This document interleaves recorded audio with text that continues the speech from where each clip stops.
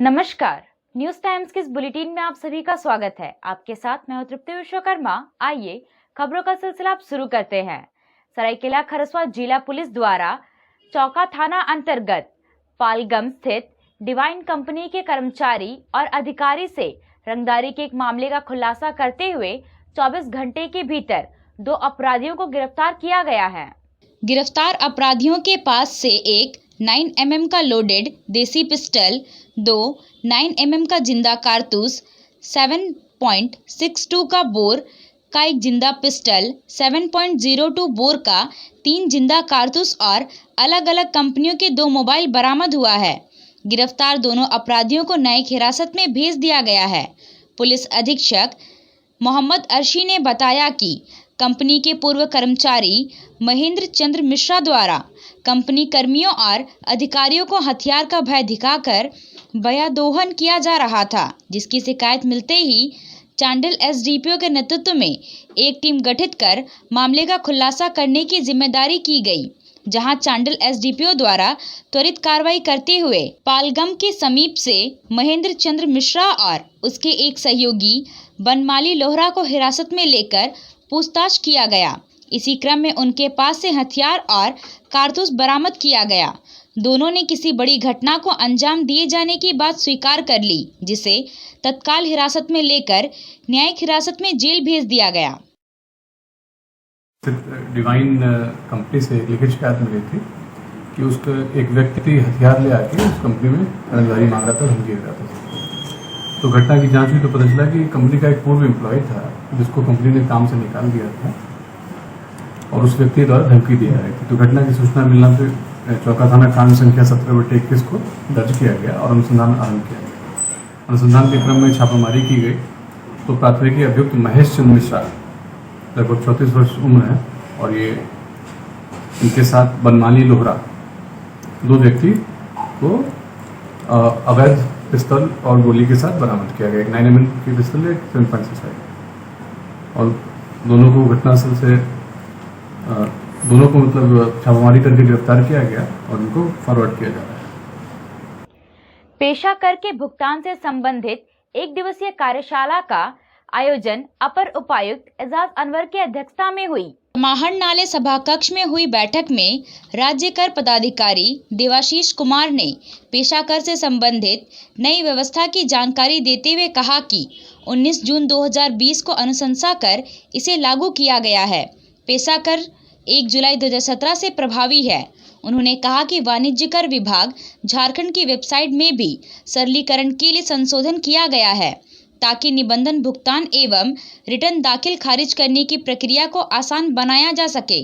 कार्यशाला में उपस्थित bar association Chaibasa, Indian medical association Chaibasa, India medical association, chartered accountant association Chaibasa chamber के प्रतिनिधियों को जानकारी देते हुए कहा कि फॉर्म जेपीटी 101 और जेपीटी 103 के बदले एकल फॉर्म जेपीटी 01 बनाया गया है, जिससे एक समय में निबंधन दर्ज किया जा सकता है।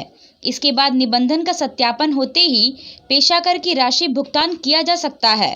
उन्होंने कहा कि इसी प्रकार फॉर्म जेपीटी 201, जेपीटी 202 और जेपीटी 203 के बदले एकल फॉर्म 204 बनाया गया है, जिससे भुगतान रसीद के आधार पर रिटर्न स्वतः उत्पन्न होता है। बीएड नामांकन में छात्र छात्राओं की समस्या को देखते हुए चाईबासा विधायक दीपक बिरुआ ने मामले को सदन में उठाते हुए सरकार से प्रथम साक्षात्कार के आधार पर आवंटित सूची के अनुरूप आवंटित संस्थान में ही नामांकन सुनिश्चित किए जाने की मांग की है। विधायक दीपक बिरुआ ने कहा कि ग्रामीण परिवेश के छात्र छात्राएं विशेषकर ST/SC जो आगे की शिक्षा प्राप्त करने के लिए कटिबद्ध हैं, लेकिन विभाग की तकनीकी दांवपेच में फंसकर आगे नहीं पढ़ पाते हैं। विधायक ने प्रश्न उठाया कि क्या यह बात सही है कि झारखंड संयुक्त प्रवेश प्रतियोगिता परिषद झारखंड सरकार द्वारा बीएड पाठ्यक्रम के शैक्षणिक सत्र 2020-21 में नामांकन के लिए आयोजित प्रथम ऑनलाइन साक्षात्कार 15 फरवरी 2021 को औपबंधिक सीट आवंटन सूची जारी की गई थी। औपबंधिक सूची को उप परीक्षा नियंत्रक झारखंड सरकार के आदेश 19 फरवरी 2021 को त्रुटिपूर्ण जिक्र करते हुए नामांकन रद्द किया गया। इस पर विभाग ने कहा कि 15 फरवरी 2021 को जारी औपबंधिक सूची को त्रुटिपूर्ण पाए जाने के कारण 19 फरवरी 2021 को द्वितीय संशोधन आवंटन सूची जारी की गई थी, जिसका नामांकन पूर्व निर्धारित तिथि 20 फरवरी से बढ़ाकर 25 फरवरी तक किया गया था। चाईबासा के डीवीसी कॉलोनी खप्पर साई शिव मंदिर में प्राण प्रतिष्ठा कार्यक्रम का आयोजन किया जा रहा है। 3 दिवस के इस कार्यक्रम में आज कलश यात्रा निकाली गई। गांधी टोला स्थित करनी मंदिर के पास रोरो नदी घाट से कलश यात्रा डीबीसी कॉलोनी शिव मंदिर तक पहुंची। कलश यात्रा में काफी संख्या में महिलाओं और पुरुषों ने हिस्सा लिया। 10 मार्च को सुबह 10 बजे से अखंड कीर्तन शुरू होगा। शाम को 7 बजे से रात 10 बजे तक प्रसाद वितरण किया जाएगा।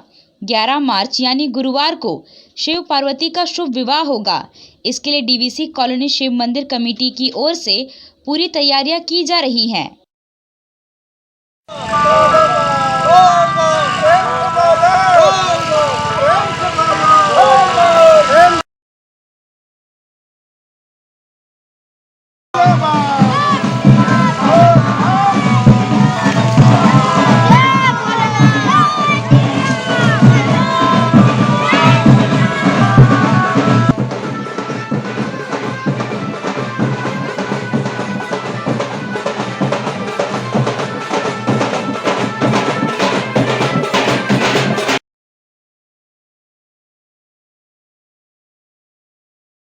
नवयुवक संघ कमार हाथों की ओर से NDBBJ मेमोरियल फुटबॉल प्रतियोगिता का आयोजन किया जा रहा है, जिसका उद्घाटन आज कांग्रेस के कार्यकारी जिला अध्यक्ष रंजन बोईपाई ने किया। उद्घाटन कार्यक्रम को संबोधित करते हुए रंजन बोईपाई ने कहा कि आज के समय में सिर्फ खेल भावना और हार जीत के लिए खेलने की बजाय खेल तकनीकी और क्षमता के विकास को ध्यान में रखकर खेलना चाहिए। उन्होंने खिलाड़ियों से आग्रह किया कि अपने करियर और मार्केटिंग के लिए सोशल मीडिया और IT सेक्टर का अधिक प्रयोग करें।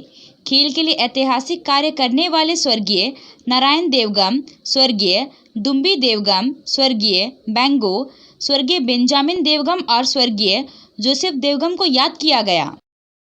गुदड़ी थाना के रुआवली पहाड़ी के पास से CRPF की 60 बटालियन, झारखंड जगुआर और जिला बल ने 2 अधजला शव बरामद किया है। दोनों शव की पहचान कर ली गई है।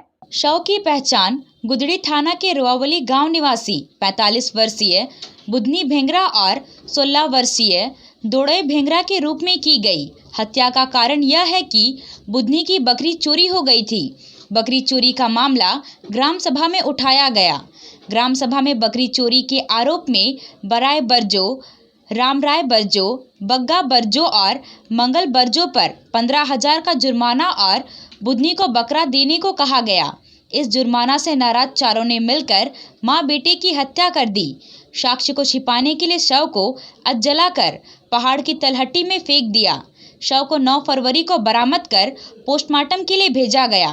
पुलिस चारों आरोपी की तलाश में जुटी हुई है। अंतर्राष्ट्रीय महिला दिवस पर रेलवे इंस्टीट्यूट डांगवापोसी में कार्यक्रम का आयोजन किया गया।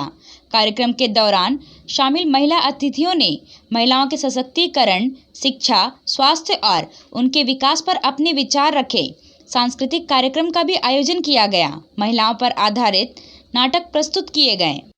रेलवे मिन्स कांग्रेस के चक्रधरपुर स्थित शाखा कार्यालय का जीर्णोद्धार हो रहा है।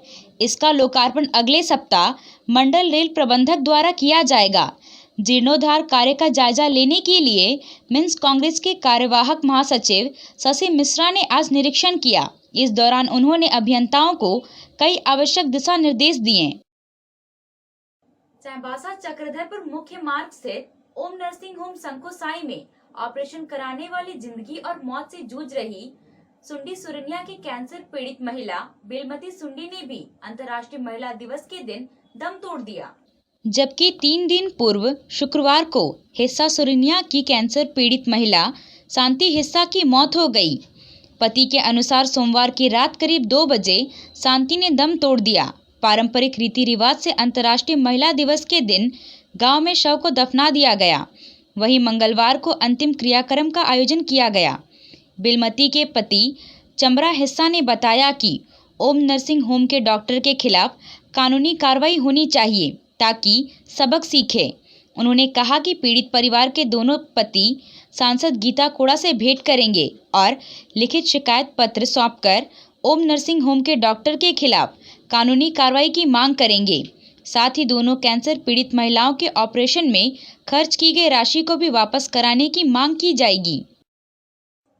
भाजपा नेता बाबूलाल मरांडी द्वारा दिए गए बयान की आदिवासी जन्म से ही हिंदू है का विरोध हो रहा है। आदिवासी युवाओं ने आक्रोश व्यक्त करते हुए चाईबासा के पोस्ट ऑफिस चौक में मंगलवार को भाजपा नेता बाबूलाल मरांडी का पुतला दहन किया। युवाओं ने कहा कि मरांडी ने अपनी राजनीति चमकाने के चक्कर में आदिवासी विरोधी बयान देकर पूरे आदिवासी समाज का ही अपमान किया है। यह अति निंदनीय है। आदिवासियों को हिंदू कहना या हिंदूकरण करना हमारी मूल पहचान खत्म कर मानसिक रूप से गुलाम बनाने का बीजेपी आरएसएस वालों का एक षड्यंत्रकारी अभियान है। इससे हजारों सालों से आदिवासी समाज जो अपनी स्वतंत्र सांस्कृतिक सामाजिक सभ्यता और आदिवासी पहचान संजोए हुए है वह खत्म हो जाएगी। आदिवासियों को जबरन हिंदू इसलिए भी कहा जा रहा है कि जब तक आदिवासी आदिवासी हैं तब तक उनके संवैधानिक अधिकार को खत्म नहीं किया जा सकता है। अगर आदिवासी हिंदू बन जाएंगे तो अनुसूचित क्षेत्र उसको गैर अनुसूचित क्षेत्र घोषित किया जा सकता है।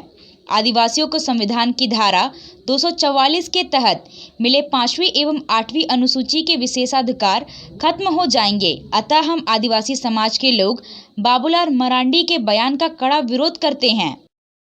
बाबूलाल मरांडी मुर्दाबाद। आदिवासियों को हिंदू कहना बंद करो, बंद करो, बंद करो। आदिवासियों को हिंदू कहना बंद करो, बंद करो, बंद करो। बाबूलाल मरांडी आदिवासी समाज से बहिष्कार करो, बहिष्कार करो। बाबूलाल मरांडी को आदिवासी समाज से बहिष्कार करो, बहिष्कार करो। अभी के लिए बस इतना ही। कुछ और खबरों के साथ हाजिर होंगे। तब तक न्यूज टाइम्स की पूरी टीम को दीजिए इजाजत। नमस्कार।